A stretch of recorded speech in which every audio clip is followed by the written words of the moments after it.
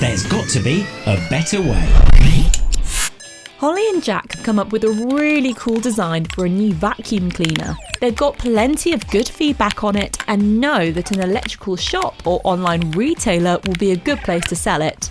But they're not done yet. They still need to think about what the price would be. It's hard to come up with the right price, one that doesn't just encourage people to buy, but also helps make the most profit possible.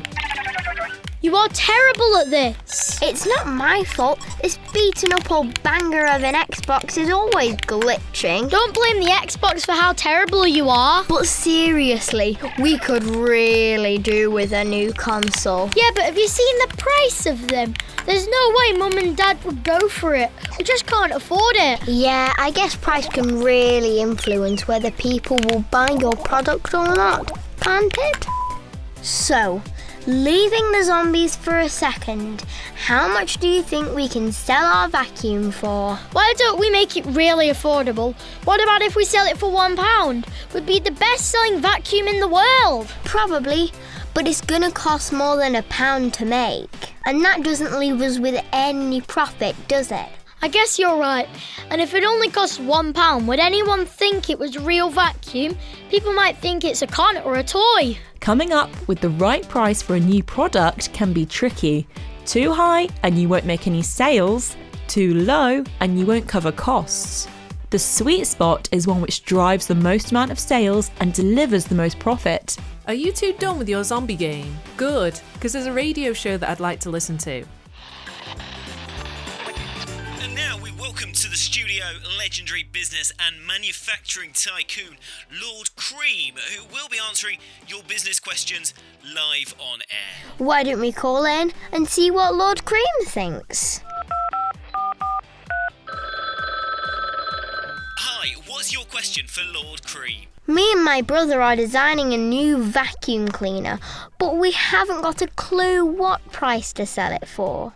Oh, good question. Your starting point is cost. You need to add up all your costs. That's raw materials, how you're going to make it, get it to the shops and then market it. And once you know all that, you add in a profit margin. And hey presto, you've got your price. That sounds pretty simple. Ah, but remember, the price you ask can change.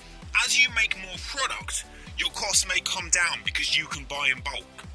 That's why you often see the price of something being higher in the early days, then reducing as the product takes off. Thanks, Lord Cream, that's great. So what have we got to do? Let's start by working out the cost of making our vacuum cleaner.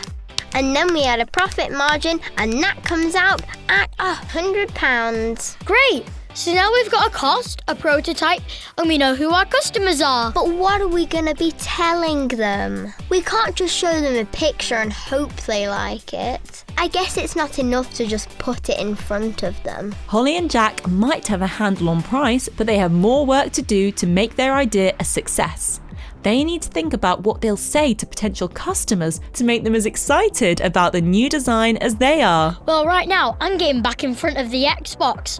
Glitchy or not, I'll smash your skull. We'll see about that. There's got to be a better way.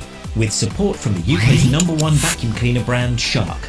Find out more at punkidslive.com/shark.